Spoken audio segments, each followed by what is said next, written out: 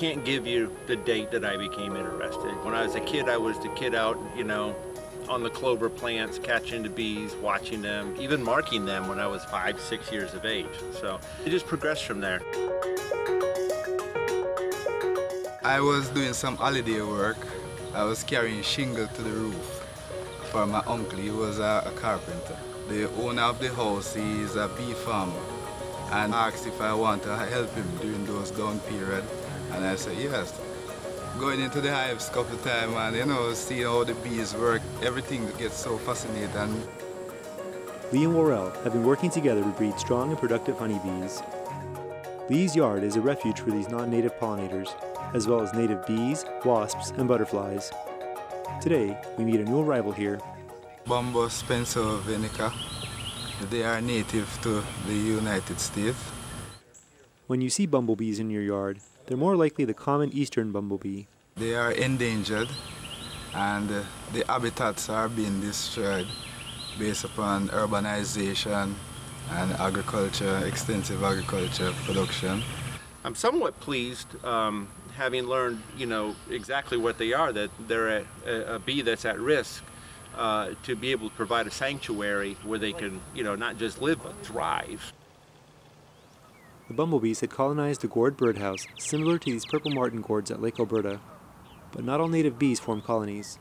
Apart from the honeybee, which is not native, most of our local bees that are found here, they are somewhat solitary. Some of them would somewhat have a plastic relationship, where they would start out solitary, and where they would find one queen go and establish her nest, and after laying, those eggs will emerge, those set of workers, and then those workers will nurse other brood, and then it will go into like a eusocial kind of setting. So we'd have cooperative brood care and overlapping generation. Providing a home for native bees helps preserve our local biodiversity. By raising non-native honeybees, they're trying to help an economically important agricultural animal. All right, this is a drone right here. So there's 3 castes in the hive. You have the queen, the workers, and the drone.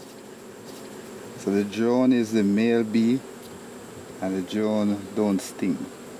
There's the uncapped larva if you wanted to see how they lay in there. Move out of the way. Breeding a bee is simple, in my opinion, right? Once you've mastered the art of it, it's not really difficult. But breeding a bee that is viable is something that's totally different. So we're looking for a bee that's resilient. We're looking for a bee that's hygienic. What's a clean bee? It's a bee that cares for its colony and cares for the hive in which it's in. My research is trying to find ways how we can improve the health of honeybee.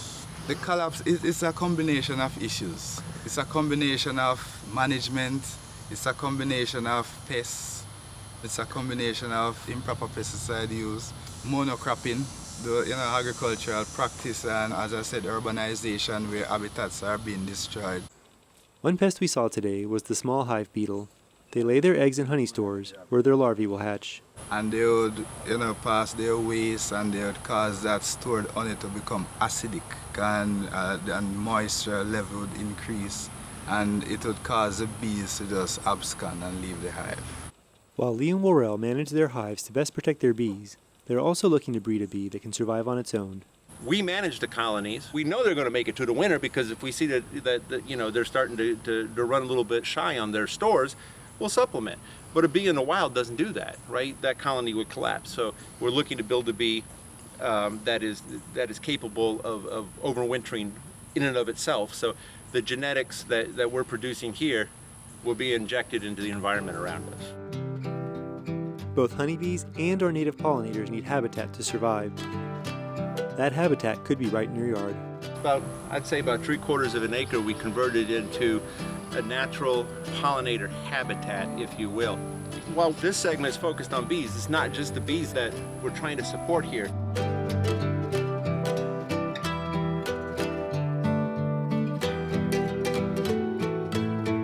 So the water feature, at first it was an aesthetic thing, but we noticed there was a lot of mosquito larvae in it, right?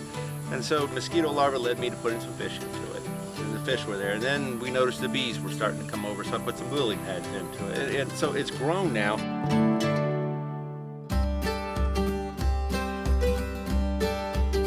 So if persons put in more native plants in their yard, that can be a good habitat, a refuge area for many beneficial insects.